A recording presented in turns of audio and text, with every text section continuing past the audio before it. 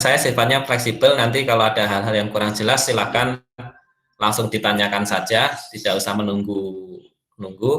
Begitu saya ada lagi menjelaskan, kemudian kalian kurang jelas langsung didiskusikan saja. Baik, langsung saja akan saya share untuk materi hari ini. Materi saya tentang karakteristik amilografi ini mungkin tidak banyak tulisan, tapi banyak gambar-gambar. Jadi nanti penjelasan-penjelasan dari saya yang mungkin tidak tercantum di dalam slide, boleh kalian tulis sendiri ya,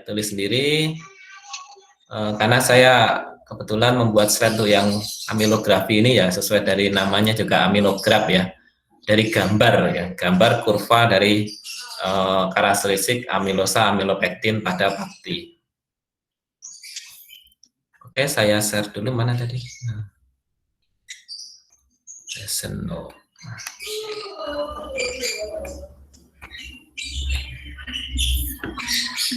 Oke, sudah terlihat slide-nya?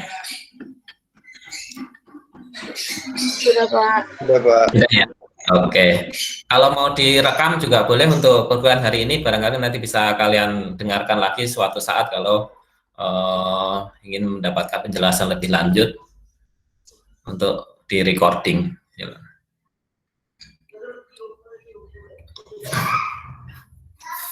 Oke ya, kita mulai. Baik, karakteristik amilografi pada pati. Ya, sesuai dari namanya dari hari ini adalah nanti kata kuncinya adalah amilografi. Amilo ini diambil dari komponen penyusun pati, yaitu amilosa dan amilopektin. Grafi ini adalah nanti gambaran yang menunjukkan bagaimana perilaku amilosa ataupun amilopektin dalam pati tersebut ketika mengalami pemanasan atau mengalami proses gelatinisasi. Gitu. Proses gelatinisasi yang mana dia akan menjadi gel karena akibat pemanasan dan keberadaan air, dan kemudian sampai akhirnya nanti ketika dia menjadi dingin. Nah, kemudian karakteristik ini ternyata menjadi sangat penting, menjadi kunci dari karakteristik suatu pati. Artinya dari masing-masing jenis pati yang ada di alam, baik itu pati dari serealia ataupun umbi-umbian, ataupun dari batang, nah itu memiliki karakteristik amilografi yang sangat khas. Sangat khas. Itulah akhirnya mengapa setiap jenis pati nanti akan memiliki kecocokan atau suitability terhadap penerapan pada produk-produk tertentu. Apakah nanti kalau karakternya seperti ini cocoknya untuk sebagai coating, misalnya pada kertas, atau kalau yang seperti ini nanti cocoknya untuk dibuat menjadi bubur instan, atau seperti ini cocoknya nanti untuk yang tahan panas, dan seperti ini nanti cocoknya untuk yang lain-lain, nanti akan kita lihat. Dan ini nanti akan diperdalam lagi pada materi terkait dengan modifikasi pati, karena sifat amilografi ini nanti akan berubah ketika pati tersebut dimodifikasi. Gitu. Memang modifikasi itu terutama dilakukan untuk mengubah amilografi ini, meskipun nanti karakteristik yang lain juga akan beberapa mengikuti ataupun ikut berubah. Ya, baik. Di sini ada struktur dasar dari amilosa dan amilopektin, yang mana ini merupakan penyusun dari pati. Jadi penyusun pati itu hanya dua komponen utama ini, amilosa dan amilopektin. Tidak ada komponen lain. Kalaupun ada komponen lain itu sifatnya adalah sebagai komponen pengotor ataupun komponen terikut yang sifatnya hanya merupakan gugus fungsi tambahan dari struktur rantai amilosa ataupun amilopektin. Misalnya nanti ada pada pati kentang itu selain amilosa amilopektin nanti juga ada memiliki gugus-gugus tertentu, yaitu gugus fosfat yang menyebabkan pati kentang tersebut nanti akhirnya suka air gitu ya, suka air atau menyukai air, sehingga nanti ketika dilakukan proses pengeringan itu bisa menjadi suatu tekstur yang porus. Itu tekstur yang porus, sehingga nanti sangat mudah untuk mengalami hidrasi. Nah, sehingga pati kentang sering nanti ditambahkan pada proses pembuatan bahan pangan ataupun bahan-bahan yang instan. Misalnya mie instan itu ya, mie instan. Nah, itu kalau ditambahkan pati kentang, nah nanti akan mengalami proses hidrasi yang cepat. Sehingga kalau dimasak itu cepat matang, nah gitu ya. Nah, mungkin masih ingat ya, amilosa ini rantainya lurus yang terdiri dari gugus-gugus glukosa, monomernya glukosa yang Maaf, slide-nya udah berubah atau belum ya? Slide-nya nggak berubah ya di tempat kalian? Iya, nggak berubah. Di saya, Nah, ini Enggak, Pak. ini berarti ini lagi ya kendalanya. Jadi memang seperti ini ya. Jadi mungkin saya sampaikan dulu.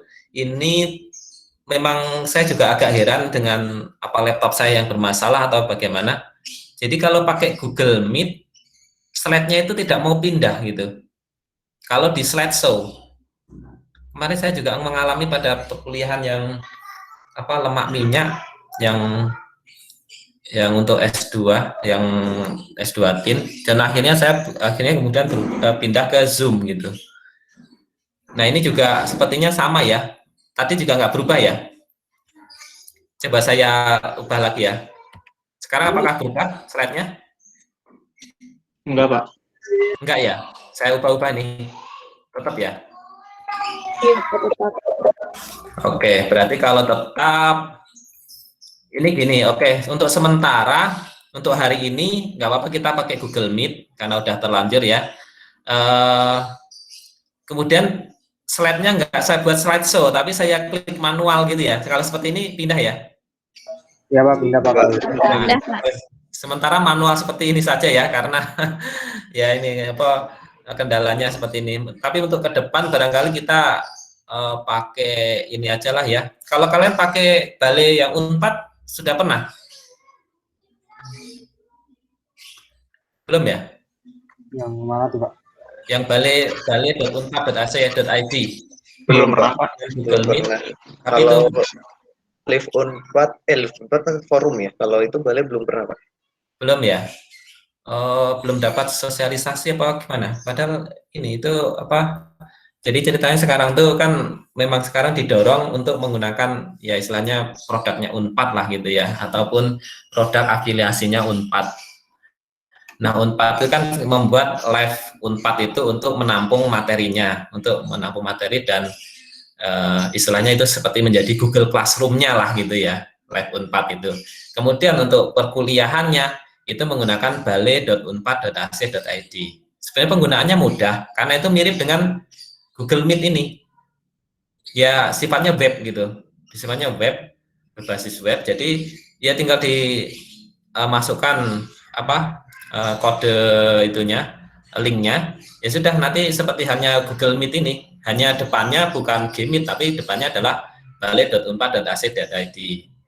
Hanya saja itu harus menggunakan emailnya itu email Unpad. Itu tidak bisa menggunakan Gmail biasa. Harus email yang Unpad. Jadi kalian login Gmailnya itu menggunakan email Unpad. Seperti itu. Gitu ya. Atau gini, minggu depan kita coba ya.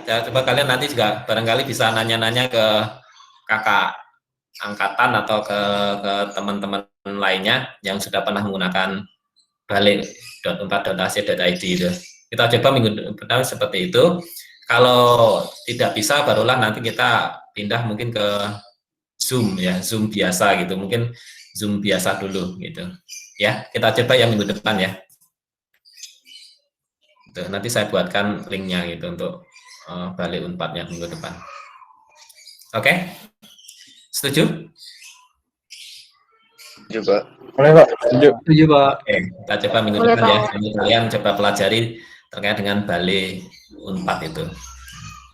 Baik, kita lanjutkan. Nah ini rantai amilosa dan amilopektin yang menjadi penyusun utama pada pati. Amilosa itu yang rantainya lurus, terdiri dari monomernya sama-sama glukosa. Baik amilosa ataupun amilopektin, ini monomernya yang bulat-bulat ini adalah molekul glukosa. Dia ikatannya 1,4 glikosidik.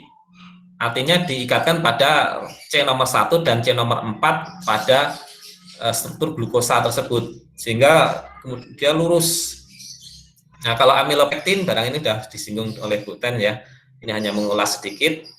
Nah, ini memiliki percabangan. Jadi selain 1,4 glikosidik yang lurus ini, memiliki percabangan. Nah, ini ke sana. Cursor saya ini kelihatan nggak? Cursor mouse saya? Kelihatan, Pak. Bisa dilihat ya.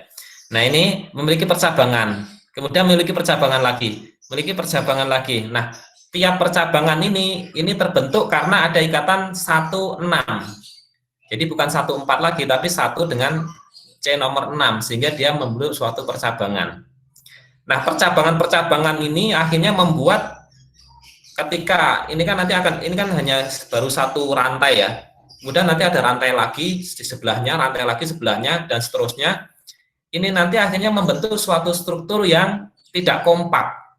Kalau lurus, nah itu kan bisa dibayangkan ketika suatu balok lurus ditumpuk, itu pasti nanti rapi, membentuk struktur yang kompak. Tapi kalau yang amilopektin menjadi tidak kompak. Nah, kurang lebih seperti ini. Nah, ketika banyak percabangan, maka nanti menjadi struktur yang berongga-rongga, gitu. Artinya tidak rapi. Nah, kalau dibuat struktur yang lebih jelasnya, struktur kristalinnya, nah nanti seperti ini kurang lebih. Nah, ini yang lurus-lurus ini amilosa, kemudian yang ada percabangan-percabangan ini adalah cabang-cabang dari amilopektin tadi. Sehingga kalau banyak percabangan seperti ini, berarti banyak kandungan amilopektinnya. Nah, dia membentuk suatu struktur yang amorf. Kristalinnya itu, kristal regionnya itu menjadi sebagian amorf. Nah, karena sebagian amorf, maka dia nanti ketika pati tersebut dibuat menjadi gel dengan cara ditambah air kemudian dipanaskan. Nah, itu ternyata nanti akan memiliki karakteristik yang berbeda dibandingkan kalau dia strukturnya lurus. Perbedaannya di mana? Nah, nanti ada beberapa macam. Di antaranya yang paling mendasar adalah ketika dia strukturnya amorf, maka dia nanti akan mengikat airnya itu bisa lebih banyak memerangkapnya lebih banyak, sehingga nanti gelnya itu menjadi lebih lentur. Nah, seperti itu, lebih lentur, tidak kaku, lebih lentur. Nah, dari karakteristik yang lentur yang dia bisa mengikat air lebih banyak ini pada amilopektin, artinya bisa memerangkap ya, bukan sekedar mengikat. Jadi beda ya antara mengikat dan memerangkap. Kalau mengikat itu adalah berikatan, berinteraksi langsung. Tapi kalau memerangkap itu seperti hanya ya sebenarnya dia tidak berinteraksi tapi terkurung gitu, terkurung di dalamnya.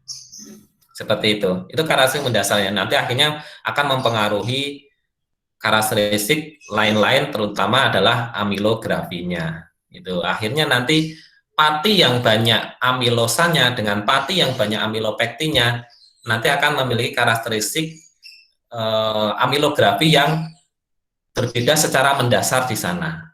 Itu nanti akan kita lihat. Pati yang banyak amilosanya itu apa sih? Contohnya apa? Ada yang tahu?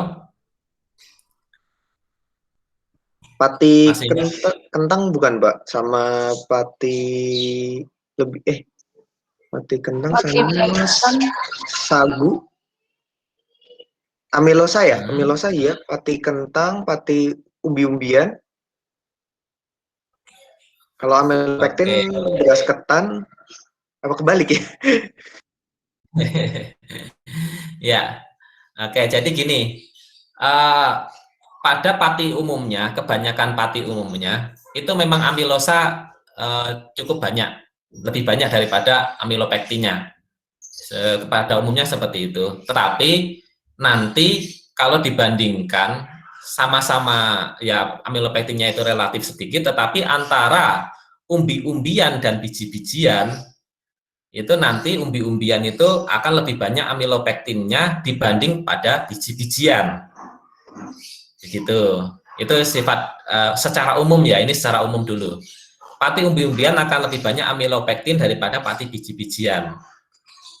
Gitu. Itulah mengapa kalau kita melakukan perebusan umbi-umbian itu pasti akan lebih cepat matang daripada biji-bijian.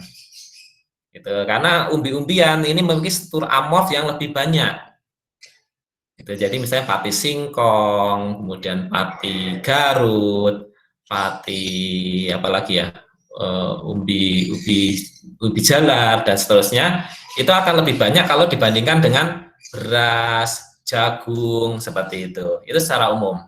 Tetapi nanti ada lagi yang spesifik yang kita sebut sebagai high amylopectin start gitu. Misalnya adalah nanti ada beras ketan, jagung ketan. Nah, yang pakai ketan-ketan itu, nah itu high amylopectin. Sehingga ada beberapa karakteristik khusus untuk ya tadi untuk beras ketan ataupun jagung ketan. Nah, itu sangat tinggi amylopektinnya, sangat tinggi. Sehingga dia akan membentuk gel yang lebih jernih dan seterusnya gitu ya. Oke, itu sih secara umum. Baik, lanjut. Nah, struktur ini tadi dulu, struktur yang kristalin dan amorphous region ini tadi, ini kan akhirnya nanti membentuk suatu granula, yang kita sebut granula pati. Nah, granula pati itu nah akhirnya karakteristiknya bagaimana dia akan mudah menyerap air atau mudah memerangkap air atau tidaknya. Nah, itu nanti tergantung dari penyusunnya ini. Gitu. Ini baru pati alami ya. Nah, nanti akan berbeda lagi nanti kalau misalnya pati tersebut dimodifikasi. Nah, nanti akan kita bahas di belakang nanti sedikit dan akan diperdalam lagi pada modifikasi. Karena kalau pada modifikasi misalnya ditambahkan dengan cross-linking agent. Nah, nanti masing-masing rantai amilosa ataupun amylopektin ini nanti akan diikatkan satu sama lain dengan cross-linking agent tersebut, sehingga menjadi suatu struktur yang saling berikatan yang sangat kuat. Sehingga pati tersebut menjadi sulit mengalami gelatinisasi, kemudian setelah mengalami gelatinisasi juga dia viskositasnya tidak drop, nah gitu, artinya viskositas bisa stabil meskipun kena panas yang tinggi itu, sehingga nanti pati-pati tersebut nanti bisa digunakan untuk yang produk-produk retorting atau produk yang dilakukan sterilisasi dengan autoclave, nah gitu. Nah kita bahas terkaitnya dengan granulanya tadi yang disusun oleh amilosa dan amylopektin tadi. Nah, penyusunnya tadi kan amilosa dan amylopektin ini sudah dibahas tadi sekilas. Kemudian ada beberapa yang membentuk ester. Jadi pati tersebut bisa membentuk senyawa kompleks. Baik senyawa kompleks dengan lipida, lemak-lemakan, atau senyawa kompleks dengan protein. Nah, itu semua nanti juga akan mempengaruhi karakteristik pati tersebut. Atau membentuk ester dengan tadi, misalnya dengan gugus fosfat. Membentuk gugus fosfatidil. Nah, itu juga akan berbeda seperti pada pati kentang tadi. Kemudian struktur granulanya sendiri, artinya bentuk granulanya juga nanti akan berbeda-beda. Ada yang granulanya itu bentuknya teratur, ada yang tidak teratur, ada yang besar, ada yang kecil, gitu. Itu bermacam-macam tergantung dari jenisnya, dan itu nanti juga akan mempengaruhi karakteristik pati terutama amilografinya. Karena ketika pati ukurannya kecil-kecil, nah kecil-kecil tersebut ternyata itu menunjukkan bahwa pati tersebut granulanya kalau orang bilang tuh, orang fisika bilang tuh pejal tuh apa ya, padat gitu ya. Jadi meskipun kecil tapi itu padat. Itulah nanti yang dimiliki oleh granula pati pada biji-bijian ataupun serealia. Jadi dia meskipun kecil tapi kecilnya tuh padat gitu, karena padat sehingga dia menyerap airnya itu lebih lambat. Seperti itu. Berbeda dengan yang pati dari umbi-umbian atau yang dari batang seperti pati sagu itu. Nah, itu granulanya gede-gede dan tadi banyak struktur amorfnya. sehingga nanti mengikat air lebih cepat, lebih cepat mengalami gelatinisasi. Gitu. Kemudian tingkat kerusakan atau perubahan awal ada yang nanti namanya pati setelah diproses. Proses pembuatan pati itu kan setelah diekstraksi, dikeluarkan dari bahannya, kemudian kan itu akan dicuci, dikeringkan dan kemudian digiling lagi gitu. Digiling lagi. Nah, ketika mengalami suatu proses pengolahan ataupun pembuatan pati tersebut, maka di sana akan banyak terjadi hal-hal yang barangkali tidak dikehendaki, seperti misalnya damage start. Ya, ketika dia digiling lagi, pasti beberapa granula akan mengalami kerusakan, pecah, mungkin sobek sedikit, dan seterusnya. Nah, itu juga akan mempengaruhi. Makin banyak yang pecah, ya tentu nanti dia akan makin mudah mengikat air, mudah menyerap air maksudnya. Gitu. Kemudian barangkali juga beberapa bisa mengalami hidrolisis enzimatik oleh amilase. Gitu, bisa mengalami. Jadi seperti misalnya prosesnya terlalu lama dalam kondisi basah, tidak cepat segera dikeringkan, atau pengeringannya lambat karena pengeringannya misalnya pakai matahari ya, konvensional gitu. Nah, maka kalau konvensional itu kan mengeringkan pati itu bisa sampai 2-3 hari, apalagi kalau misalnya musim hujan. Nah, itu lebih ini lagi. Itu akan memberikan kesempatan bakteri-bakteri itu akan tumbuh dan dia bisa menghasilkan enzim amilase, sehingga beberapa pati akan mengalami kerusakan enzimatis. Gitu. Karena dia mengalami kerusakan enzimatis, maka karakteristiknya menjadi berbeda, karena rantainya nanti menjadi tidak panjang-panjang, tapi sebagian sudah mengalami pemendekan karena terhidrolisis atau terpotong-potong. Kemudian ada lagi peningkatan ikatan hidrogen karena pemanasan kering. Pemanasan dalam suhu yang tinggi, nah ini juga akan meningkatkan ikatan hidrogen, sehingga pati tersebut menjadi sangat kuat, sehingga nanti dalam proses gelatinisasinya menjadi lebih sulit atau lebih lambat. Nah, ini semua bisa mempengaruhi karakteristik dari amilografi tersebut. Nah, karakteristik amilografi itu sebenarnya berangkat dari ini, bagaimana karakteristik gelatinisasi pati. Itu artinya yang ditunjukkan dari amilografi itu yang pertama adalah bagaimana pati tersebut mengalami gelatinisasi. Ya tadi, bagaimana kemudahan dia menyerap air, bagaimana dia kemudahan untuk pecah, bagaimana viskositasnya ketika dia sudah granulanya itu pecah menjadi gel, dan seterusnya. Itu yang sebagian besar ditunjukkan pada amilografi. Jadi kita pelajari dulu terkait dengan karakteristik atau bagaimana fenomena gelatinisasi pati tersebut terjadi.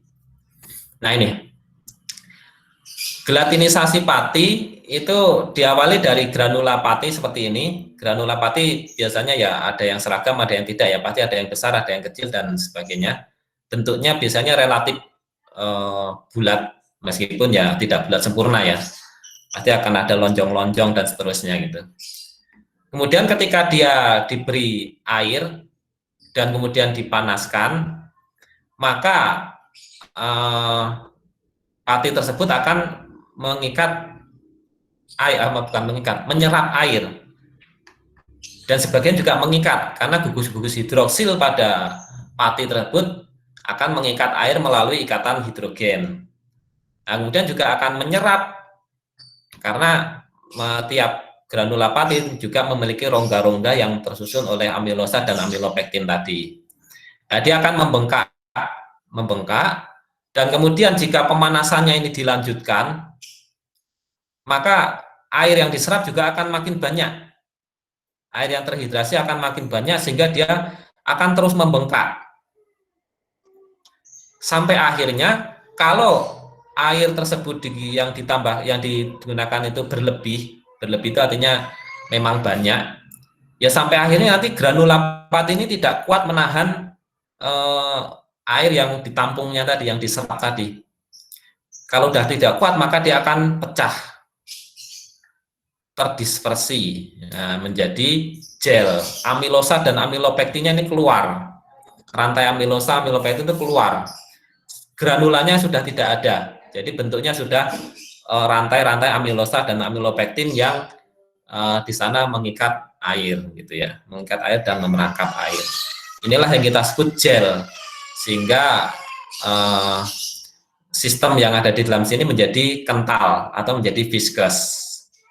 Tingkat kekentalannya bagaimana ya nanti ditentukan oleh karakteristik dari penyusun patinya ini. Rantai amilosa amilopektinnya itu seperti apa? Seperti itu. Itu yang akan menentukan berapa viskositasnya, kemudian dia pecahnya ini pada suhu berapa, itu juga nanti berbeda-beda. Ya nanti ya, itu akan kita ketahui dari karakteristik amilografinya. Nah, dari gel yang sudah terbentuk, ini agak seperti lem itu ya, seperti lem. Maka dia kalau didinginkan akan mengalami yang namanya retrogradasi.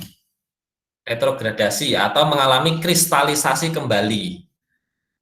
Tapi tidak membentuk granula kembali ya, hanya mengalami kristalisasi kembali, pemampatan kembali dan terjadi pelepasan air. Gitu. Airnya dilepaskan, yang terikat ataupun terperangkap itu dilepaskan dan kemudian dia akan mengkerut membentuk struktur kristalin kembali yang kita sebut sebagai retrogradasi. Nah, karakteristik retrogradasi ini juga nanti bervariasi tergantung dari penyusun patinya tersebut, amilosa amilopektinnya karakteristiknya seperti apa. Apakah ada yang ini ketika membentuk retrogradasi dia akan mengalami peningkatan viskositas secara drastis. Ada yang seperti itu, langsung menjadi sangat viskus. Tetapi ada juga yang meskipun mengalami retrogradasi tapi dia viskositasnya tidak langsung naik drastis.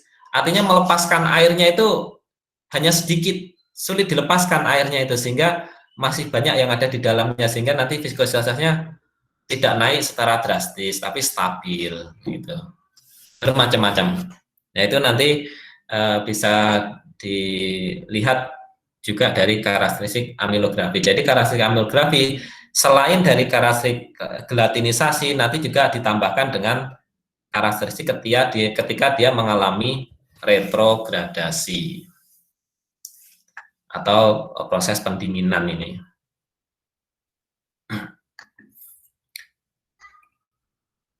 Nah, selama mengalami gelatinisasi itu ternyata juga ada karakteristik lain yang bisa dilihat yang cukup unik pada granula pati.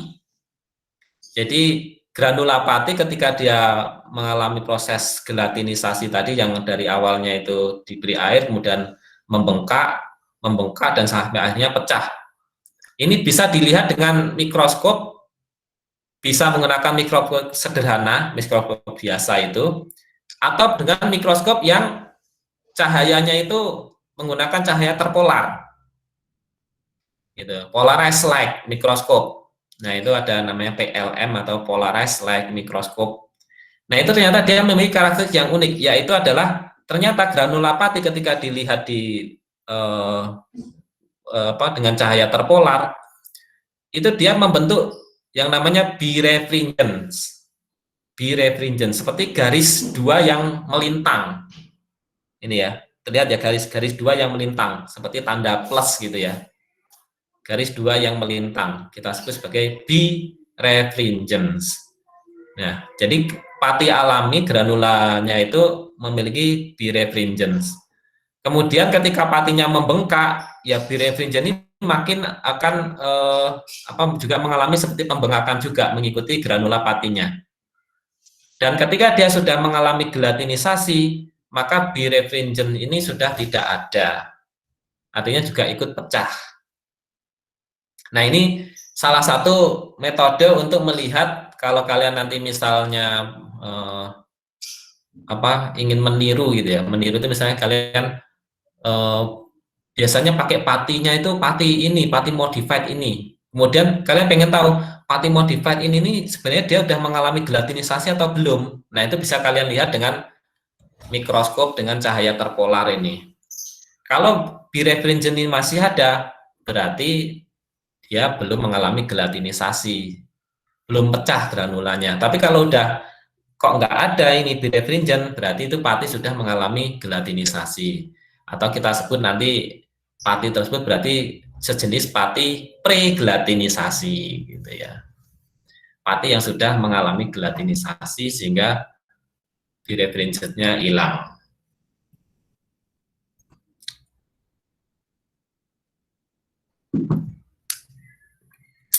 Sampai sini barangkali ada pertanyaan? Lanjut. Baik, lanjut. Belum, Nah, Pak. sekarang belum. Belum, Pak. Oke. Sekarang masuk ke amilografi. Materi utama hari ini, amilografi.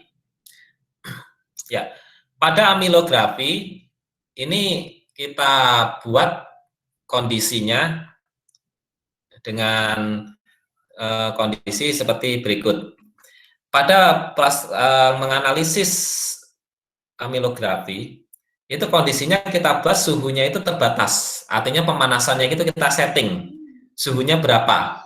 Biasanya suhu yang digunakan untuk pemanasan itu adalah 90 derajat. Dan untuk pendinginan biasanya itu adalah nanti 50 derajat. Artinya kita setting. Kemudian lama waktunya juga kita batasi. Waktunya kita batasi berapa menit gitu supaya ya nanti ini menggunakan kondisi yang terstandarisasi. Nanti bisa kita lihat. Kemudian konsentrasi patinya berapa persen? Ini juga harus kita standarisasi karena kalau konsentrasi patinya berbeda ya pasti nanti akan menghasilkan viskositas yang berbeda pula kan gitu. Kemudian kenaikan suhu tanpa menyatakan kebutuhan panas. Nah, ini kenaikan suhunya nanti kaitannya dengan kecepatan kenaikan suhu ataupun kecepatan penurunan suhu. Dari sini nanti setelah dianalisis maka nanti akan menghasilkan amilografi yang sifatnya itu polanya sangat khas. Artinya tiap jenis pati itu berbeda-beda. Pola tersebut menggambarkan pola kerusakan granula, artinya pola pada historical ketika granula tersebut pecah atau mengalami gelatinisasi. Gitu, jadi menggambarkan kerusakan granula itu maksudnya adalah gelatinisasi. Kemudian pengubahan pola dengan modifikasi kimiawi. Ya. Jadi ketika kita mau melakukan pengubahan pola tersebut, bisa dilakukan dengan modifikasi baik kimiawi ataupun fisik ya sama ya. Ini fisik, juga enzim, mungkin mikroenzimatis, kita tambahkan aja sekalian, ataupun mikrobiologis. Nah ini, mikrobiologis misalnya dilakukan fermentasi. Nah, pati yang mengalami fermentasi nanti juga akan mengalami perubahan pola pada amilografinya. Fermentasi itu seperti apa? Ada yang pernah memakan produk yang berpati yang mengalami fermentasi? Atau contohnya apa? Roti. Roti. Oke, tapi kalau roti sebenarnya bukan patinya yang difermentasi ya. Bukan, itu roti itu lebih pada dia akan memfermentasi gula, kemudian akan menghasilkan gas CO2, bukan patinya. Gitu. Meskipun pati juga mengalami, tapi sangat kecil, sangat kecil. Ada yang lain? Tape juga gula ya? Bayam. Bayam, nah kalau bayam itu baru betul ya. Bayam, kalau bayam itu mengalami fermentasi yang mana patinya akan dihidrolisis menjadi gula sehingga rasanya menjadi sangat manis. Kemudian di sana juga ya tentu akan ada produk samping dalam bentuk alkohol ya. Tuh. Ada lagi?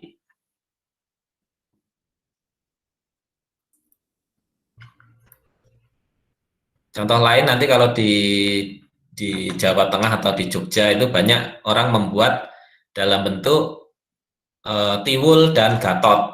Nah itu tiwul dan gatot. Tiwul dan gatot juga merupakan produk fermentasi yang mana singkongnya tersebut difermentasi sampai akhirnya bahkan over fermentasi gitu ya, fermentasi tapi dia menggunakan jamur sehingga jamurnya jamur alami sehingga warnanya nanti hitam-hitam gitu.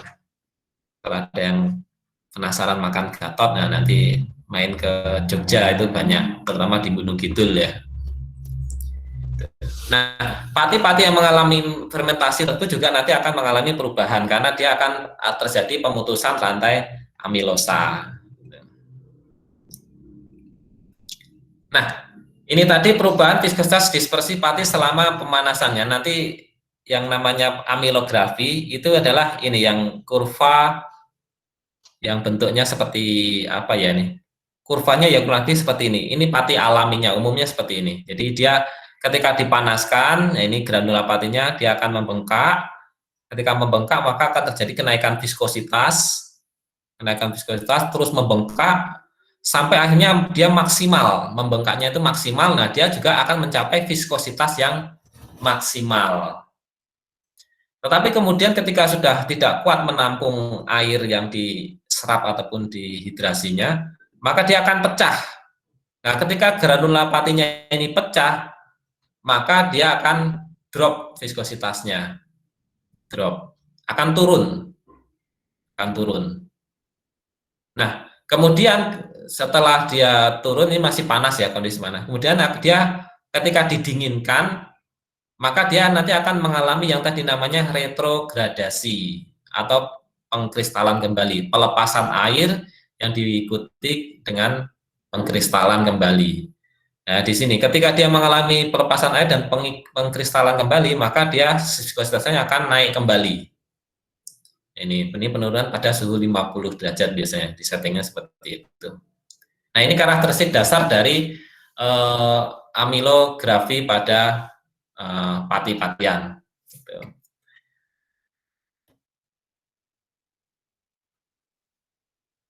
Nah, ini pati yang sudah mengalami gelatinisasi, ini jadi amilosa dan amilopektinnya sudah pada keluar, jadi granulanya sudah hilang, sudah pecah. Nah, pada amilografi nanti kita akan melihat poin-poin yang menjadi pembeda antara pati satu dengan pati yang lainnya. Nah, pada amilografi ini ada dua kurva sebenarnya, ada dua kurva. Yang satu adalah kurva perjalanan suhu, yang ini. Kurva perjalanan atau historical suhunya, perlakuan suhunya. Yang satunya adalah kurva viskositas dari pati yang mengalami gelatinisasi tersebut. Ini. Jadi ini ada suhu, yang mana suhu biasanya disetting, dipanaskan sampai 90 derajat, kemudian ditahan untuk melihat bagaimana karakteristik pati tersebut selama mengalami gelatinisasi tersebut pada suhu panas, dan kemudian didinginkan sampai suhu 50 derajat.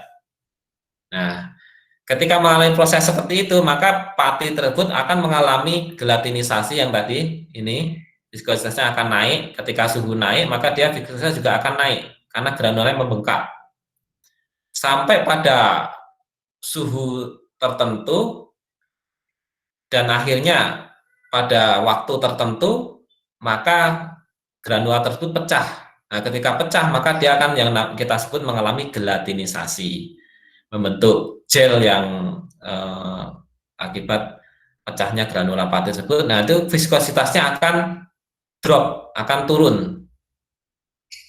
Dan kemudian ketika suhunya didinginkan, barulah nanti viskositasnya akan naik kembali.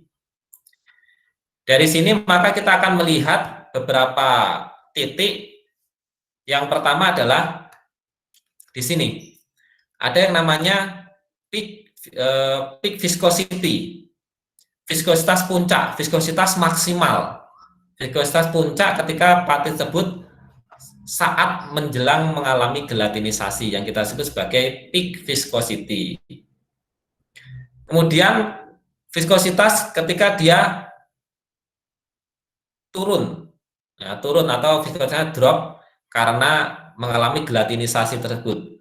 turunnya itu sampai seberapa. Nah, itulah yang kita sebut nanti sebagai breakdown viscosity. Breakdown viscosity.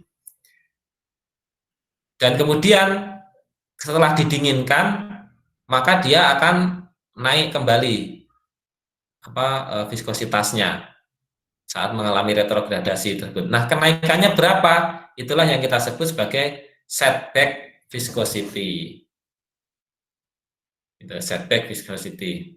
Oh ya, sebelum setback viscosity akan ada yang namanya viskositas whole viscosity, yang itu merupakan adalah viskositas saat si pati tersebut, gel tersebut dalam kondisi panas. Saat kondisi panas, nah itu kita sebut sebagai whole viscosity. Sebelum didinginkan tadi ya, sebelum didinginkan tadi kan drop. Dropnya itu sampai berapa? Nah itu kita sebut sebagai whole viscosity. Sedangkan berapa penurunannya itu kita sebut sebagai breakdown, yaitu puncak dikurangi whole, nah itu adalah breakdown. Nah kemudian viskositas akhir ketika dia mengalami pendinginan, itu kita sebut sebagai final viscosity. Dan kemudian ada satu lagi, suhu di mana dia mengalami viskositas puncak, itulah kita sebut sebagai pasting point ataupun suhu gelatinisasi. Ya, di sini. Yang pada saat ini viskositasnya ini tadi, ini viskositasnya misalnya maksimal berapa, misalnya 5.000 gitu ya. Nah, ini suhunya berapa pada saat viskositasnya maksimal tersebut? Misalnya adalah, oh ternyata suhunya itu adalah 80 derajat. Dengan kata lain berarti suhu gelatinisasinya adalah 80. Nah, inilah yang menjadi poin-poin dalam melihat kurva amilografi, yang mana ini sangat khas sehingga nanti kita bisa melihat karakteristik ini sehingga kita bisa menentukan, oh pati ini cocoknya untuk seperti ini gitu. Misalnya tadi kalau breakdown-nya ini rendah, berarti ini pati tahan panas, artinya ketika mengalami pemanasan dia tidak anjlok viskositasnya, berarti nanti dia akan cocok untuk produk-produk yang mengalami pemanasan ekstrim seperti dengan autoclave ataupun dengan retorting itu.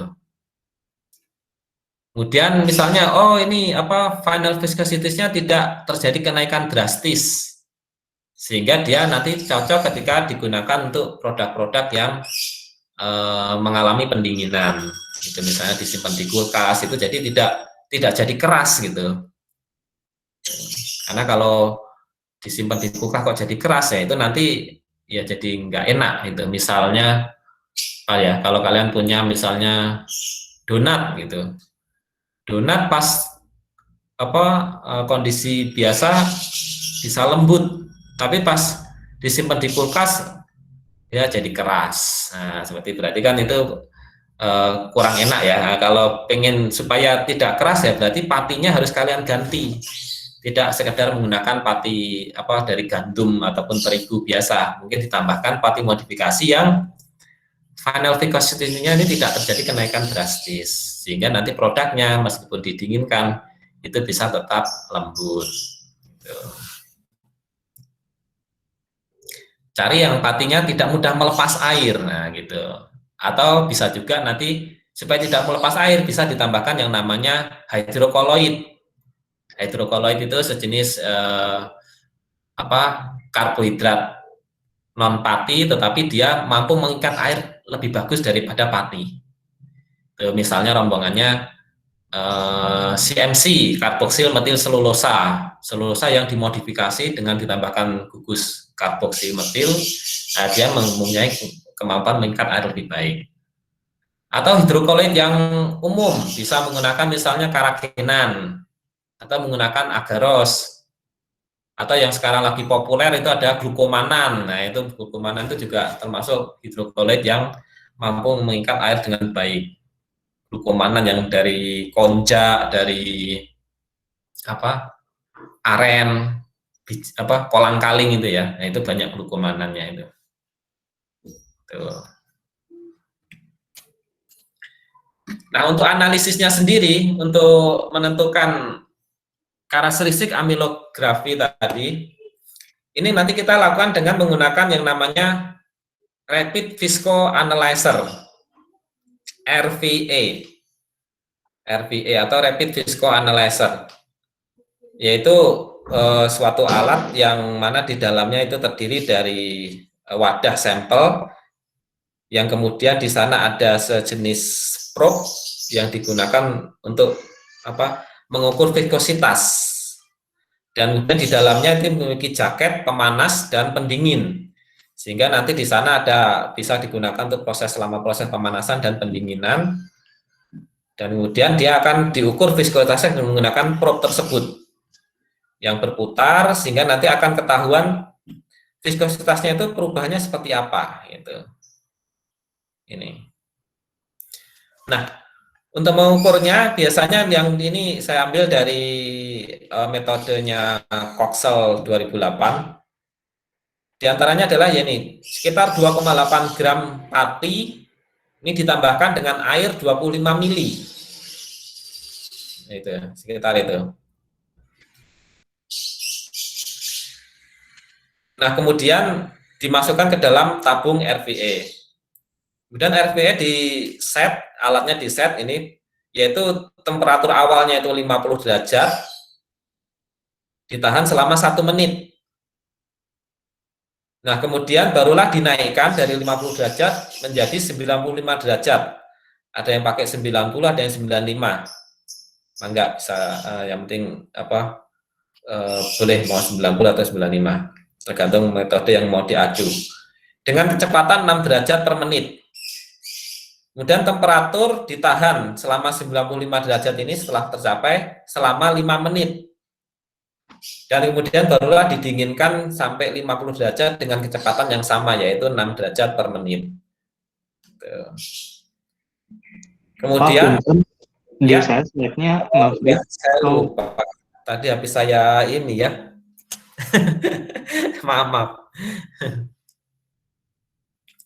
Ini tadi saya slide ya, kelupaan karena tadi saya perbesar. Ya, baik, ini ya. Bisa dibaca lagi ini. Dan terakhir adalah gel kemudian ditahan pada suhu 50 derajat tersebut selama 5 menit yang menyebabkan dia akan nanti mengalami retrogradasi tadi. Ini ya. Kurang lebih seperti ini untuk prosedur analisisnya. Jadi pati ditambahkan air dalam jumlah berlebih, karena untuk membentuk gel itu supaya granulanya pecah itu airnya harus berlebih.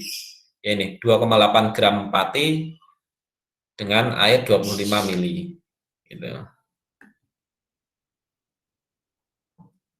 Ini kurang lebih ya. Ini ketika 2,8 gram pati ditambahkan dengan air 25 mili, nanti kadar airnya itu menjadi sekitar 70% lah, kurang lebih seperti itu. Nah, kemudian ya tadi setelah ini kemudian di setting alatnya yaitu 50 derajat selama 1 menit untuk suhu awalnya, kemudian baru dinaikkan dari 50 ke 95 dengan kecepatan 6 derajat per menit, kemudian ditahan selama 5 menit pada suhu 95 tersebut. Yang ini. Nah, ini adalah suhu 95 selama 5 menit. Barulah kemudian diturunkan ke 50 derajat dengan kecepatan yang sama. Ini diturunkan. Sehingga kecepatan ini dan ini mestinya sama. Ini artinya bentuknya itu simetris gitu ya kalau dibahasakan. Ini simetris. Karena juga dengan kecepatan 6 derajat per menit dari 50 ke 95. Ini juga. Nah, kemudian setelah tercapai pendinginan pada suhu 50 derajat, ini barulah dia ditahan selama 5 menit, yang akan memberikan kesempatan pati itu mengalami retrogradasi. Seperti itu prinsip sederhananya. Nanti bisa dilakukan, kebetulan di FTIP di lab uji ya, di lab uji itu lab jasa uji memiliki alat RVA ini, dan alat RVA-nya juga udah alat yang bagus, yang sudah bisa menampilkan dengan kurva yang halus hasilnya gitu ya. Yang penting disiapkan bahwa terutama air pendinginnya itu harus air yang memang bisa menurunkan dengan kecepatan 6 derajat per menit. Sediakan air dingin dengan air es itu ya, supaya penurunannya jangan sampai lambat gitu. Karena kalau lambat ya nanti kurvanya juga akan bergeser.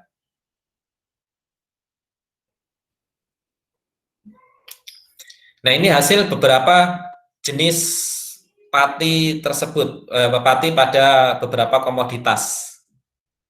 Nah, ini kurva amilografinya tadi.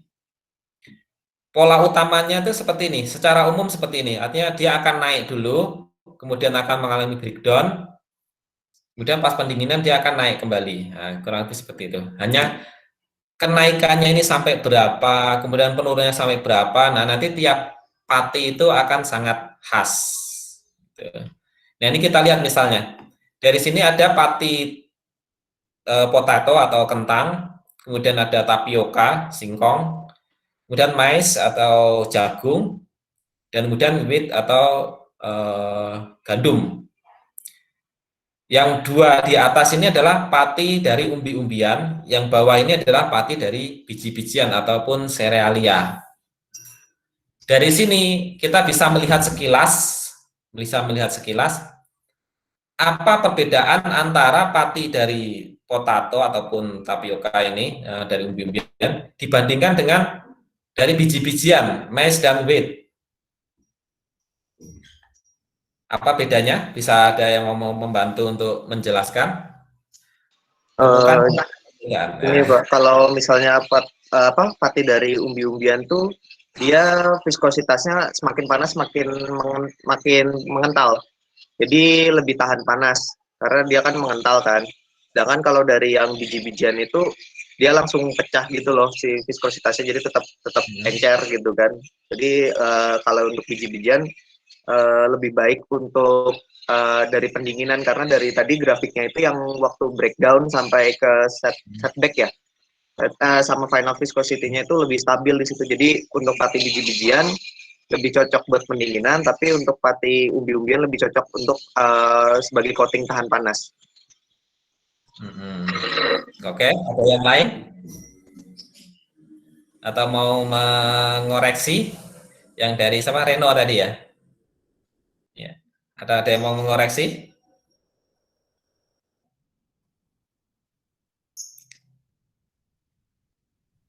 Ada?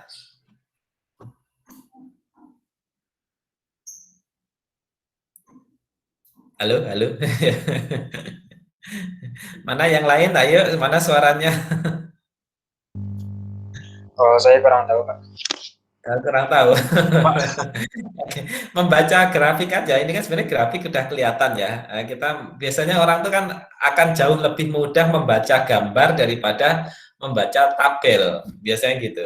Karena gini ya, nanti amilograf ini ada yang menampilkan dalam bentuk gambar seperti ini, ada yang nanti menampilkan dalam bentuk tabulasi.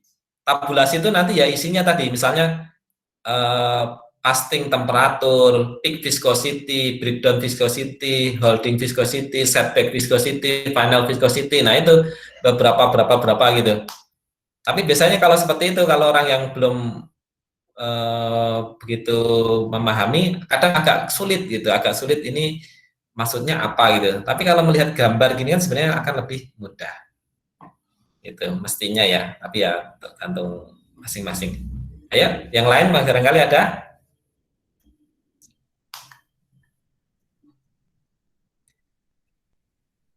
Oke ya, tadi saya sampaikan dulu untuk ini kita jangan terkecoh dulu ya, jangan terkecoh dulu. Nah, ini kan dari umbi-umbian, potato dan tapioka, ini kan visualisasinya naik drastis ya, cepat naiknya ini. Ya, ini. Kemudian yang wheat atau mais ini apa kenaikannya kecil pas saat dipanaskan, gitu. Jangan terkecoh dengan yang tinggi ini terus berarti dia sangat bagus ketika dipanaskan gitu, jangan terkecoh di sana. Karena apa? Nah, kita lihat dulu Oke, yang pertama saya dari awal aja. Pertama adalah ketika pati umbi-umbian, ini kan kenaikannya drastis ya. Artinya apa? Artinya berarti pati umbi-umbian, tapioka dan potato itu lebih cepat menyerap air, lebih cepat mengikat air atau lebih cepat mengalami hidrasi. Itulah tadi yang kita sampaikan di awal bahwa pati dari umbi-umbian itu akan lebih cepat matang kalau kita rebus. Karena dia akan sangat cepat sekali mengikat air karena granulanya itu gede-gede, kemudian di dalamnya tadi struknya itu banyak amilopektinnya sehingga banyak poros regionnya tadi, sehingga mampu menyerap air dengan cepat gitu. Dan viskositasnya juga akan naik secara signifikan, akan sangat tinggi. Tetapi ketika sudah mengalami gelatinisasi, artinya granulannya pecah, dia justru mengalami drop, viskositasnya anjlok secara sangat signifikan. Gitu. Artinya apa? Berarti justru dia tidak tahan panas. Gitu. Artinya ketika dia mengalami proses pemanasan di sini yang 95 derajat tadi ditahan tadi, itu dia justru anjlok secara drastis. Nah, dengan demikian, pati dari umbi-umbian ini, kalau ini pati alami ya, masih alami, ini kalau digunakan untuk produk yang dilakukan proses sterilisasi dengan autoclave ataupun retort, nah itu nggak cocok. Karena nanti viskositasnya dia akan tidak stabil, bahkan mengalami keanjlokan yang sangat drastis. Berbeda dengan biji-bijian seperti pati gandum dan mais ini, dia lebih lambat. Memang dia lebih sulit mengalami gelatinisasi. Tapi setelah mengalami gelatinisasi, dia juga tidak drop, gitu. Juga tidak drop secara signifikan, baik jagung ataupun wheat ini, gandum ini. Sehingga justru dari situ dia cocok untuk yang tahan panas gitu. Jadi seperti itu ya, justru seperti itu. Jadi jangan terkecoh dengan tingginya kurva angka-angka ini, tapi polanya yang kita lihat adalah polanya.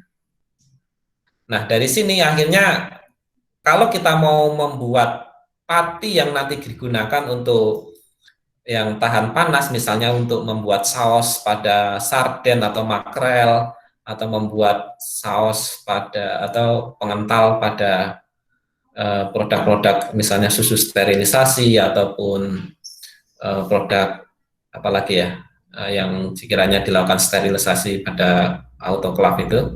Nah, itu kita cari yang polanya seperti ini. Dengan panas itu dia tidak naik secara drastis, tapi juga tidak turun secara drastis. Seperti itu. Itu yang jadi kunci. Nah, kemudian berikutnya ketika mengalami pendinginan.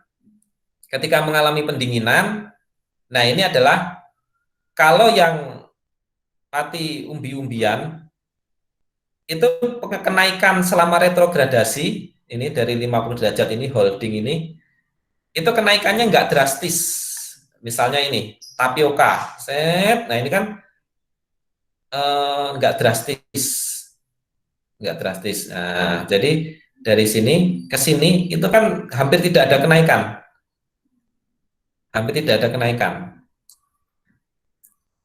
Dari 95 diturunkan ke 50, kemudian ditahan, ini hampir tidak ada kenaikan. Kenaikannya sangat kecil. Kentang juga masih relatif, tapi lebih bagus yang tapioka. Sedangkan kalau biji-bijian, nah ini retrogradasinya agak signifikan. Ini misalnya gandum, dari sini nah terjadi kenaikan lumayan. Kemudian jagung juga dari sini mengalami kenaikan yang cukup drastis. Artinya apa? Kalau dia didinginkan, stabilitasnya itu bagus yang umbi-umbian, terutama potato ini ya. Potato dan tapioka, terutama tapioka yang paling bagus.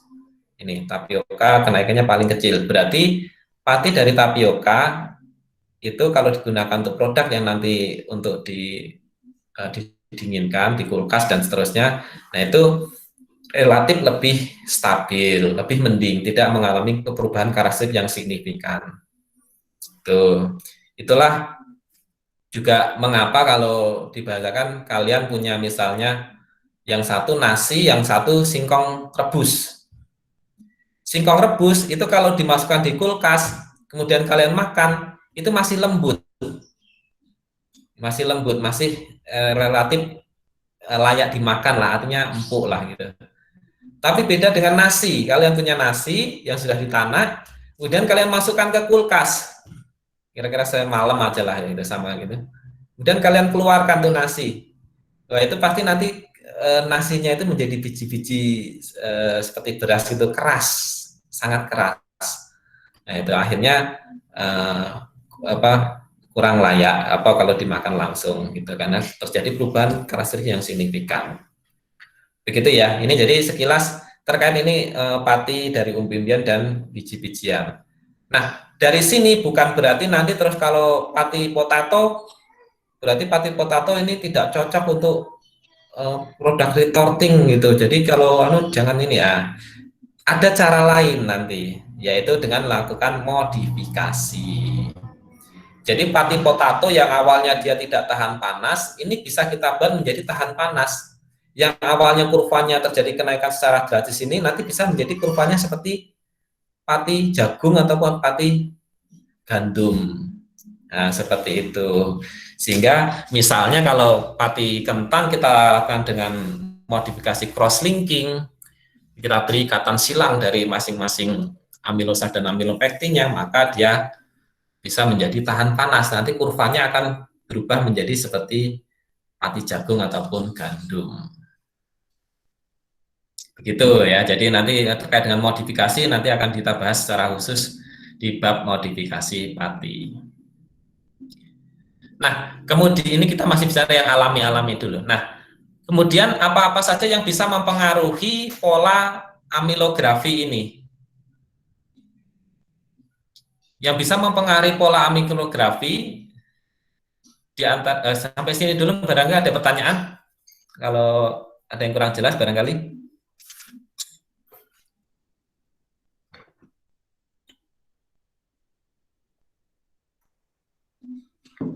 Pak, saya mau tanya Pak, tapi ini kayaknya agak sedikit keluar dari dari materi ya, tapi masih mengenai tentang pati sih. Karena saya lihat juga ada beberapa pati yang jadi bahan perekat dan pati yang menjadi non-Newtonian fluid gitu loh. Maksudnya dia ketika kena impact gitu, kena impact yang besar, yang cukup keras, dia malah jadi mengeras seperti itu sih Pak. Apakah itu emang karakteristik dari amilosa dan amilopektinnya atau emang yang pati tersebut sudah dimodifikasi? Terima kasih Pak. Oke, ya betul sekali ya. Jadi pati secara umum ini alaminya dulu ya. Alaminya ketika dia mengalami gelatinisasi, ya dia akan menjadi gel. Ketika menjadi gel, maka dia memiliki viskositas dan dia memiliki kelengketan, memiliki adhesivitas, gitu. Memiliki daya adhesivitas. Daya adhesivitasnya nanti masing-masing pati juga akan berbeda-beda. Tetapi umumnya, ini umumnya, ketika maksudnya ketika viskositasnya itu tinggi, maka biasanya daya adhesivitasnya juga tinggi. Artinya dia kemampuan merekatkan itu juga tinggi. Biasanya seperti itu. Sedangkan kalau yang viskositasnya rendah, juga nanti daya perekatnya juga relatif rendah. Itulah mengapa kalau dibahasakan lem yang kalian buat dari nasi dengan lem yang kalian buat dari tapioka, ya pasti daya rekatnya akan lebih tinggi yang tapioka, gitu. Seperti itu. Atau yang potato, nah ini juga, cuma kalau potato kan sayangnya ini gelnya tuh bisa drop sampai terlalu parah. Gitu. Jadi saya kira kalau untuk lem tapioka ini bagus, daya adhesivitasnya bagus ketika membentuk gel. Nah, itu nanti ketika dilakukan alirannya bagaimana viskositasnya tersebut, maka dia masih bersifat Newtonian. Nah, itu nanti bisa dilakukan modifikasi supaya menjadi tidak Newtonian, supaya menjadi non-Newtonian gitu. Dengan apa? Nah, itu dengan beberapa metode dengan modifikasi, terutama modifikasi kimiawi, dengan penambahan gugus-gugus tertentu sehingga dia akan berubah menjadi non-Newtonian. Misalnya dengan penambahan gugus hidroksipropil, gitu. Dengan hidroksipropil, dengan penambahan gugus hidroksipropil tersebut, maka nanti dia menjadi seperti mirip kayak emulsifier. Nah, seperti itu, sehingga nanti alirannya menjadi tidak Newtonian lagi, tapi nanti bisa seperti nggak lengket gitu ya, seperti kurang lengket gitu, sehingga daya adhesivitasnya rendah. Nah, kalau adhesivitasnya rendah, nanti kalau diputer itu dia tidak nempel di ininya, tapi justru nanti akan membentuk suatu pemisah antara dinding dengan si gel tersebut. Nah, gitu ya. Jadi itu tentu dilakukan modifikasi.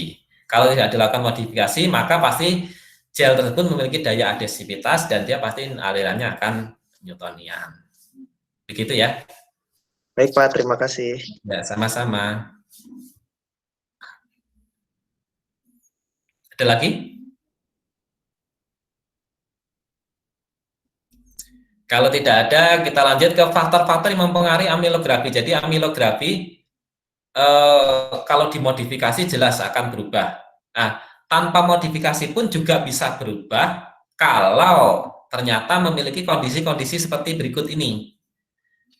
Misalnya yang pertama adalah pH.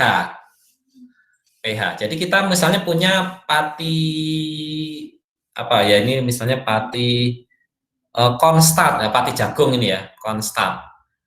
Konstat tersebut kalau nanti diaplikasikan pada bahan pangan yang sifatnya asam dengan bahan pangan yang sifatnya basah atau netral, atau mungkin pada bahan lain misalnya untuk membuat pelapis pada kertas, itu juga nanti pH-nya misalnya ternyata mengalami perlakuan pH asam atau pH basah, itu ternyata nanti amilografinya juga akan berubah. Tuh. Kita lihat di sini. Pada pH netral ya, pada umumnya kan netral ya, itu pH 7. Kurvanya adalah seperti ini. Dia akan naik, kemudian ketika pemanasan dia tidak terlalu drop. Tadi kan dari pati jagung seperti itu ya, karakternya relatif tahan panas. Dan dia ada di sini kurvanya. Tetapi ketika pH-nya itu dinaikkan menjadi pH basah, maka kurvanya geser ke sini. Nah, ternyata apa? Ketika pH-nya basah, dia akan lebih cepat mengalami gelatinisasi. Lebih cepat mengalami gelatinisasi, tetapi dia menjadi kurang tahan panas. Ketika dipanaskan, dia akan drop. Ini pH 10. Itu. Kemudian ketika pH-nya asam, pH 2,5 yang ini. Nah, karakteristik yang berbeda adalah pada kondisi asam, dia menjadi sangat tidak tahan panas. Sangat tidak tahan panas. Nih, artinya apa? Ketika dipanaskan, ini air ketika mengalami gelatinisasi itu air banyak dilepaskan. Pati menjadi tidak mudah mengikat air akibat banyaknya ion hidrogen yang ada di sekelilingnya tersebut. Itu akan mengganggu ikatan hidrogen antara pati antara molekul amilosa dengan air. Itu aja ion hidrogen tersebut akan membatasi itu sehingga air akan mudah dilepas gitu. Termasuk juga saat didinginkan ini gelnya itu nanti tidak terbentuk gitu, artinya bahkan tidak terbentuk tidak menjadi kental gitu. Itu bisa kalian lihat kalau misalnya kalian punya misalnya puding aja itu nanti kalau kondisinya asam, nah itu pasti nanti susah sekali dia untuk menjadi gel, susah mengeras, artinya nanti bentuknya cair terus ya gitu. Jadi kalau pengen pudingnya itu agak berair, nah itu tambahkan asam sedikit saja, asam sitrat gitu. Kalau kebanyakan ya nanti air terus, nggak ngejel gitu. Sama halnya juga dengan pati ini ketika kondisinya sangat asam. Jadi pH juga bisa mempengaruhi karakteristik amilografi tersebut.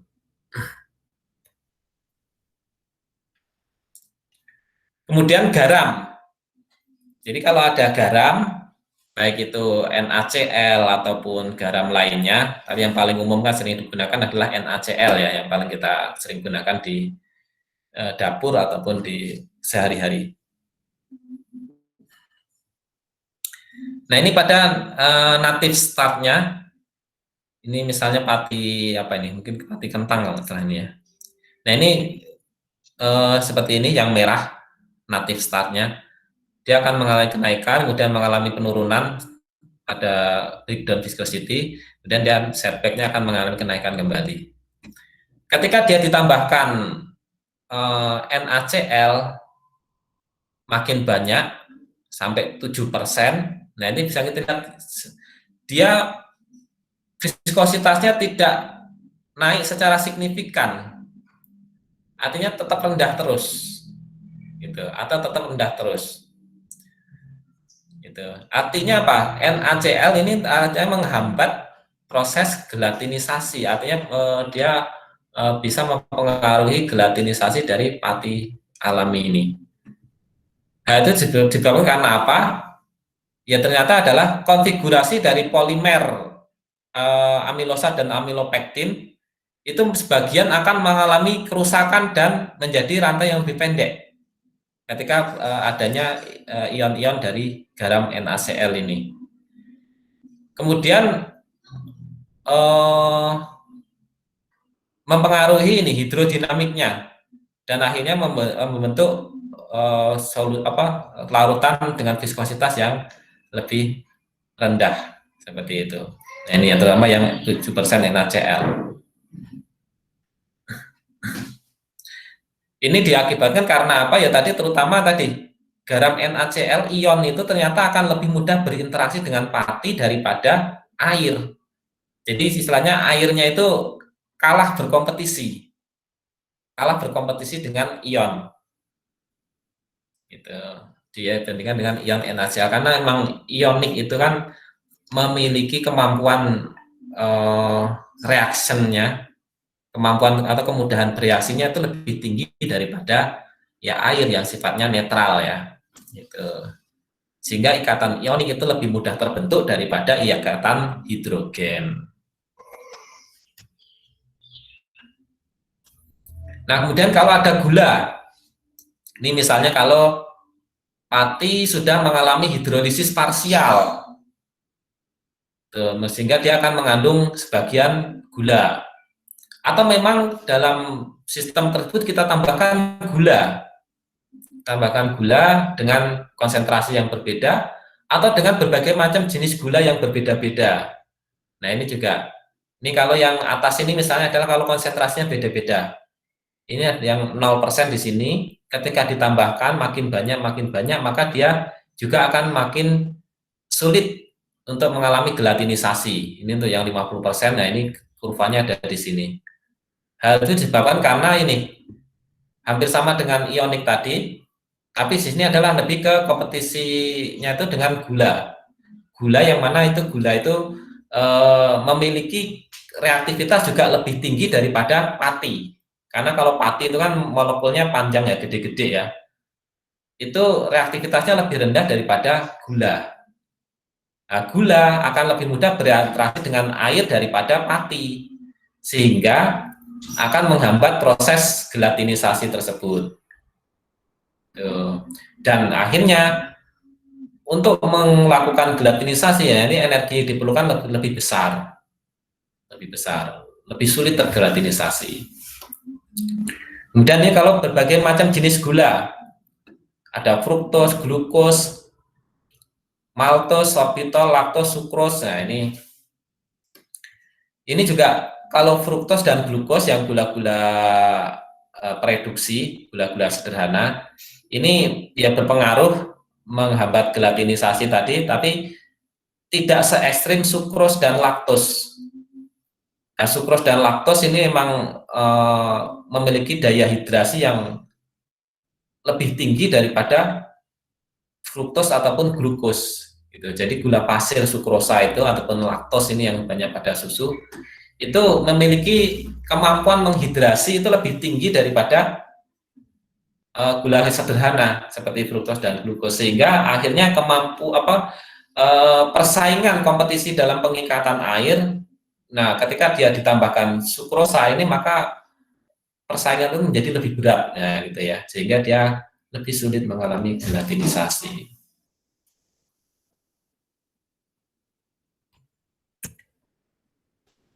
Nah, kemudian kalau ada komponen lipid, misalnya ya apakah komponen lipid secara alami, misalnya pada yang banyak lemaknya itu adalah misalnya pada tepung sorghum, tepung hanjeli, nah itu masih cukup banyak lemaknya. Maka dia akan nanti mengalami pergeseran juga atau menghambat gelatinisasi. Ya, ini gambar kesannya, ini yang unmodified ini di atas, dan yang ditambahkan ini gliserin monostearat, ini salah satu monogliserida atau jenis lipid hasil hidrolisis. Nah, ini dia akan bergeser menjadi lebih sulit mengalami gelatinisasi dan viskositasnya juga turun, sama juga dengan ini, gitu. Sehingga ini dikarenakan lemak atau minyak itu akan membungkus atau mengcoating granula pati dan akhirnya menghambat absorpsi air. Karena apa? Lemak atau minyak itu tidak suka air. Lemak minyak itu tidak suka air, sehingga ketika dia membungkus granula pati, maka ya granula pati tersebut menjadi sulit untuk mengabsorpsi air atau sulit untuk menyerap air. Seperti itu. Nah, tetapi ini juga bisa dimanfaatkan dengan hal-hal yang positif, ya, maksudnya yang bagus. Ketika misalnya ini ternyata ada beberapa penelitian itu kalau menanak nasi, kemudian di dalamnya ditambahkan minyak kelapa, nah itu bisa bagus untuk orang diabetes. Artinya bisa menurunkan indeks glikemik. Itu karena apa? Yang pertama adalah ya karena ini lemak atau minyak akan menyelubungi beras, sehingga beras tersebut tidak mudah menyerap air, sehingga proses gelatinisasi pada beras itu juga tidak sesempurna ketika tidak ditambahkan minyak. Gitu. Sehingga di sana akhirnya karena gelatinisasinya tidak sesempurna sebagus ketika yang tidak ditambahkan minyak, maka nasi yang dihasilkan pun nanti akhirnya menjadi sulit dihidrolisis oleh amilase dalam tubuh. Gitu. Dan amilase sendiri pun ketika dalam tubuh juga akan kerjanya sedikit terhambat ketika beras tersebut diselubungi oleh, atau nasi tersebut diselubungi oleh lemak. Sehingga indeks glikemiknya menjadi rendah. Jadi kalau yang barangkali ada yang keluarganya mungkin diabetes ataupun mengalami penyakit gula darah, bisa itu menanak nasi dengan ditambahkan minyak kelapa. Gitu. Berarti Pak, kalau mau lebih kenyang lebih baik makan nasi uduk gitu Pak dibanding makan bubur. Ya, betul. Jadi juga termasuk nasi uduk gitu ya. Itu nasi uduk itu salah satunya aplikasi dari adanya lemak pada proses gelatinisasi pati ini. Jadi nasi uduk itu boleh dibilang bagus nggak untuk orang diabetes? Nah, itu tentu akan lebih bagus ya, daripada nasi biasa. Jadi untuk orang yang diabetes, kalau mau konsumsi nasi uduk atau nasi lemak, kalau di Malaysia nasi lemak ya, kalau di kita nasi uduk gitu, atau nasi apa namanya, nasi gurih kalau di Jawa. Nah itu bagus itu karena dia indeks glikemiknya akan lebih rendah. Dan kemudian kedua, kenapa kok yang pakainya minyak kelapa, kok nggak pakai minyak goreng? Ya tentu kalau pakai minyak kelapa pasti rasanya lebih gurih daripada pakai minyak sawit ya. Gitu. Karena kalau minyak kelapa yang itu biasanya masih mengandung sedikit protein, ya itu akan menjadi lebih gurih. Dan kemudian minyak kelapa itu nanti banyak yang namanya asam laurat, yang mana asam laurat itu nanti memiliki bioaktivitas yang bagus untuk kesehatan. Nah, terkait dengan bagaimana asam laurat pada minyak kelapa itu bagus untuk kesehatan, nanti bisa dibaca-baca lagi artikel-artikel ataupun di buku-buku atau di pelajaran lemak minyak nanti bisa akan kita berikan. Nah, gitu. Gitu ya. Oke, intinya begitu bahwa nasi uduk akan lebih bagus untuk orang diabetes daripada nasi biasa.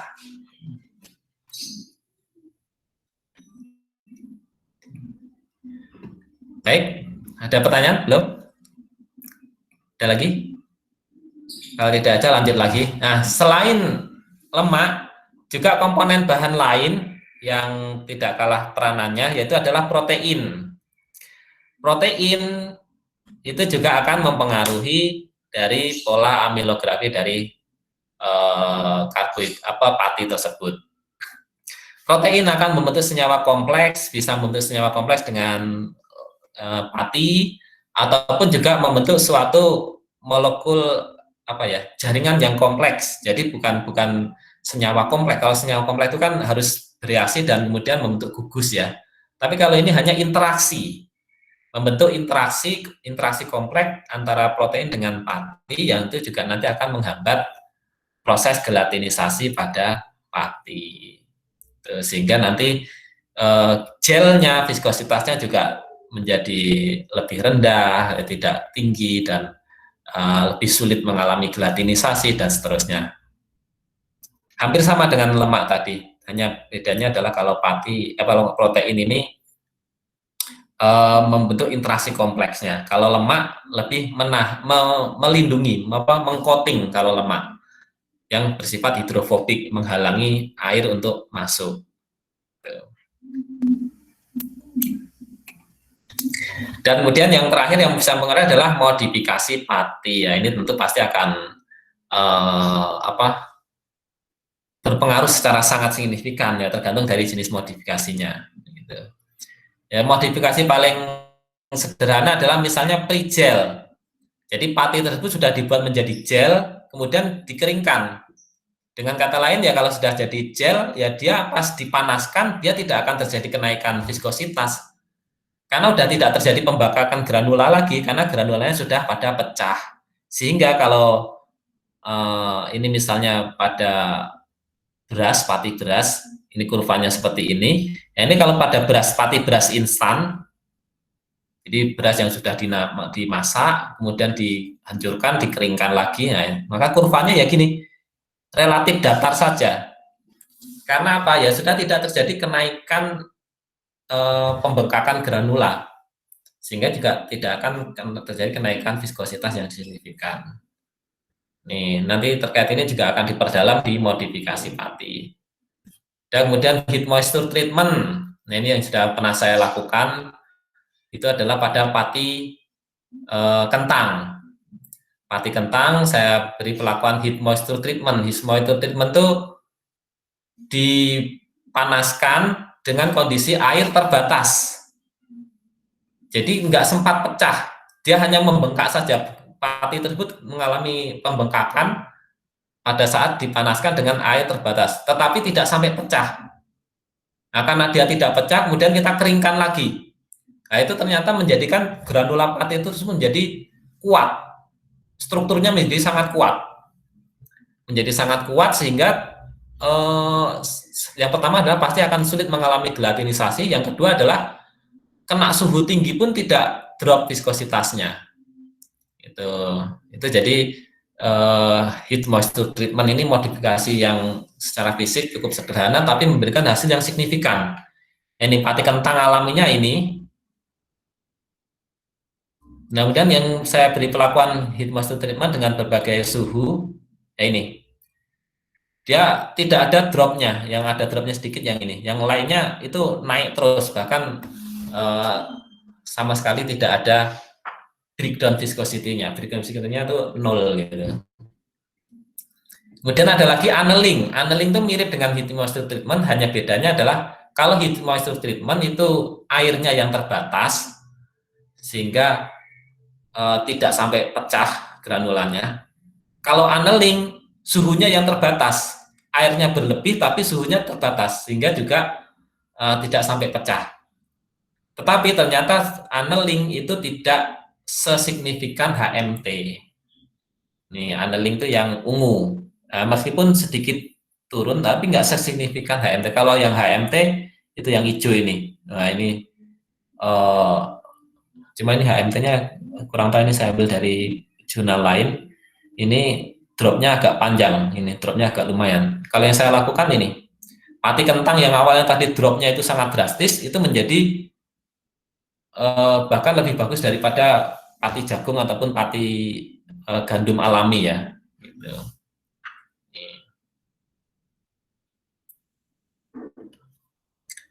Dan cross linking, nah ini yang kita sebenarnya dengan ikatan silang. Nah ini akan nanti akan kita bahas lebih banyak di modifikasi pati ya. Oke, terima kasih sampai di sini untuk perkuliahan hari ini. Barangkali ada hal-hal yang mau ditanyakan terkait dengan amilografi ataupun terkait yang lain-lain juga tidak masalah. Selama masih terkait dengan teknologi pati dan gula. Ada?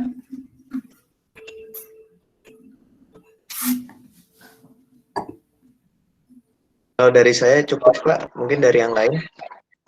Cukup, Pak. Cukup ya, cukup jelas. Baik, kalau cukup jelas, saya kira ya kuliah hari ini kita cukupkan sekian dulu untuk materi nanti. Oh ya, ini kalian sudah punya Google Classroom belum ini? Adanya yang Live Unpad, Pak. Oh, yang Live 4 ya? Yang Live Unpad. Oke ya, sudah.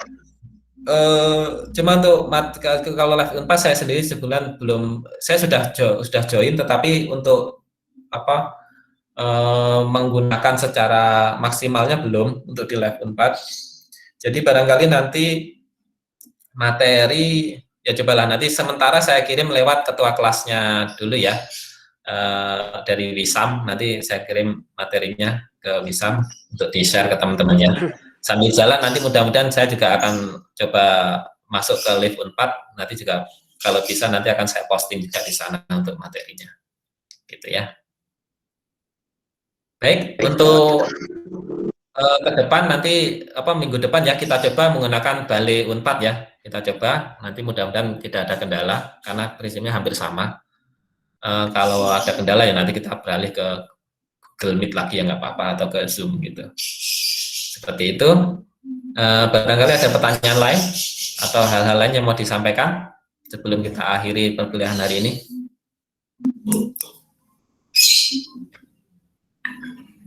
Cukup ya. Kalau cukup saya ingatkan kembali untuk absensinya supaya segera diisi karena saya tutup sampai jam 12 gitu. Di sistem siap. Cukup ya, kalau cukup kita akhiri, barangkali ada kurang lebihnya saya mohon maaf dan kita tutup. Assalamualaikum warahmatullahi wabarakatuh. Waalaikumsalam. Waalaikumsalam. Banyak, Pak. Terima kasih, Pak. Terima kasih. Terima kasih.